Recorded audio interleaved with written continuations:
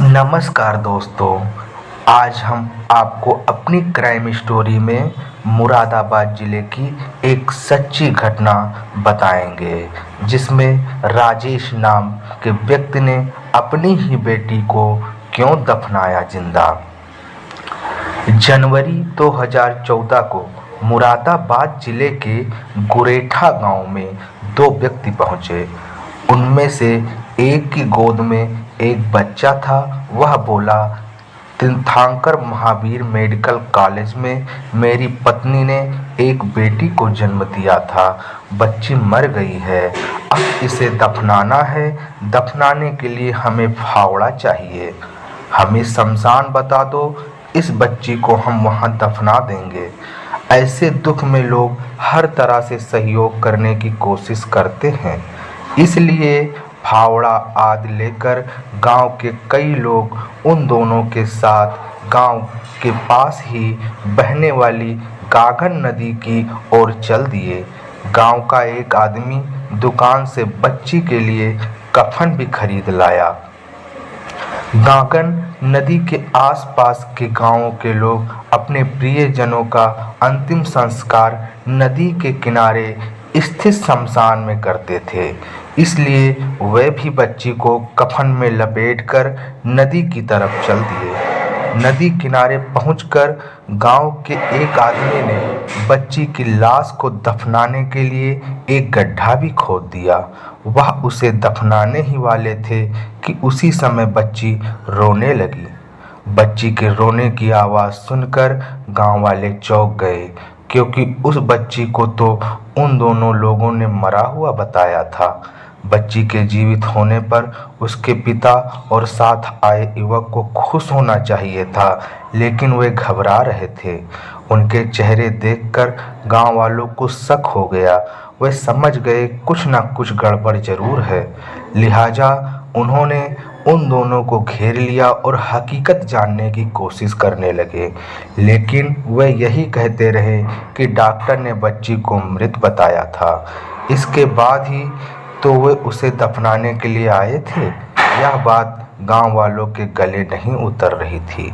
शोर शराबा सुनकर आसपास के खेतों में काम करने वाले लोग भी वहां पहुंच गए। भीड़ बढ़ती देख वे दोनों वहां से भागने का मौका ढूंढने लगे। लोगों ने उन्हें दबोच लिया और उसी समय पाक बड़ा थाने में फोन कर दिया। सूचना पाकर थाना प्रभारी तेजेंद्र यादव सब इंस्पेक्टर सहदेव सिंह के साथ शमशान घाट पहुंच गए। उन्होंने दोनों लोगों से पूछताछ की तो एक ने अपना नाम राजेश और दूसरे ने दिनेश बताया। उन्होंने जब बच्ची को देखा तो वह जीवित थी। वह 5-6 दिनों की लग रही थी। पता चला कि वह राजेश की बेटी है और वह दूसरा युवक जो है वह उसका साला है। पास में ही तीर्थंकर महावीर मेडिकल कॉलेज था। पुलिस ने उस बच्ची को अविलंब मेडिकल कॉलेज में भर्ती करा दिया, जिससे उसकी जान बच सके। डॉक्टरों ने जब उस बच्ची को देखा तो वे चौंक गए, क्योंकि वह बच्ची वहीं पैदा हुई थी और उसकी मां उस समय वहीं भर्ती थी। डॉक्टरों ने पुलिस को बताया कि बच्ची को उस समय पिता राजेश जीवित अवस्था में ही ले गया था। उसके मरने का तो सवाल ही नहीं है। मामला गंभीर लग रहा था, इसलिए थाना प्रभारी ने यह सूचना नगर पुलिस अधीक्षक महेंद्र यादव को दे दी। उधर डॉक्टरों ने भी बच्ची को आईसीयू में भर्ती करके इलाज शुरू कर दिया। नगर पुलिस अधीक्षक महेंद्र भी थाना पगबड़ा पहुंच गए। थाना प्रभारी के उनके सामने राजेश से जब पूछताछ की तो बच्ची को जिंदा दफन करने की एक चौंकाने वाली कहानी सामने आई। राजेश मूल रूप से उत्तर प्रदेश के बरेली शहर के हाफिजगंज का रहने वाला था। वह मोटर मैकेनिक का काम करता था। पिता राम भरोसे को जब लगा कि राजेश अपना घर चलाने लायक हो गया है, तो उन्होंने बरेली के ही नवाबगंज में रहने वाले मुक्ता प्रसाद की बेटी सुनीता से उसकी शादी कर दी। शादी हो जाने के बाद राजेश के खर्चे बढ़ गए। इसलिए राजेश कहीं दूसरी जगह अपने लिए नौकरी ढूंढने लगा। इसी दौरान उत्तरांचल के रुद्रपुर स्थित शहर एक फैक्ट्री में उसकी नौकरी लग गई। उस फैक्ट्री में बाइकों की चैन बनती थी। कुछ दिनों के बाद राजेश पत्नी सुनीता को रुद्रपुर ले गया। वहां हंसी खुशी के साथ उनका जीवन चल रहा था। इसी दौरान सुनीता गर्भवती हो गई। इससे पति पत्नी दोनों ही खुश थे।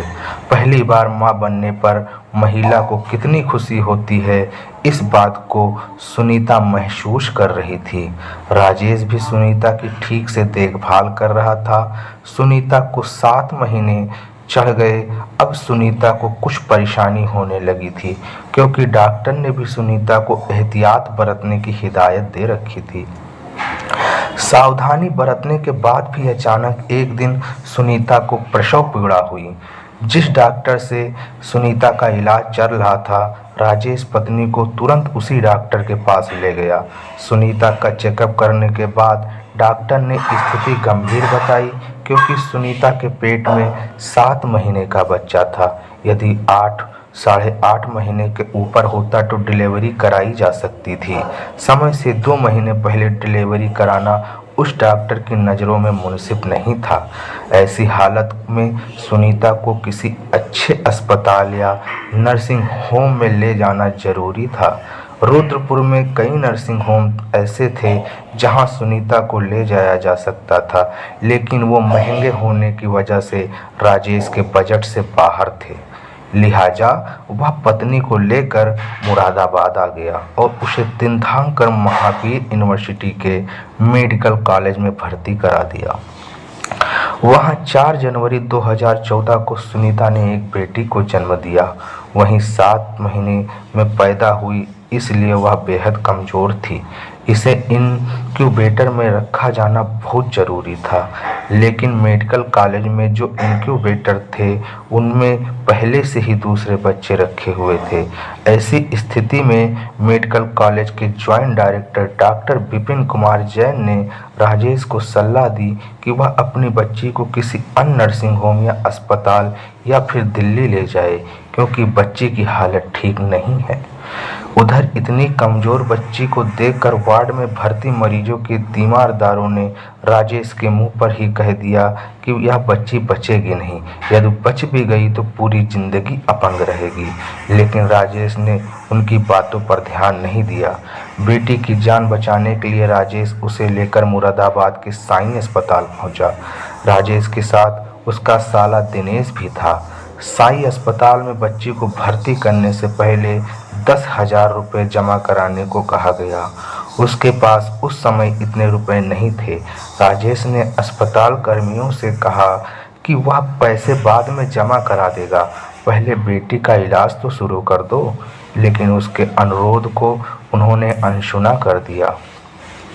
राजेश बेटी को हर हाल में बचाना चाहता था, इसलिए उसने अपने कई संगे संबंधियों से रिश्तेदारों को फोन करके अपनी स्थिति बताई और उनसे पैसे मांगे, लेकिन किसी ने भी उसकी सहायता करने के बजाय कोई ना कोई बहाना बना दिया।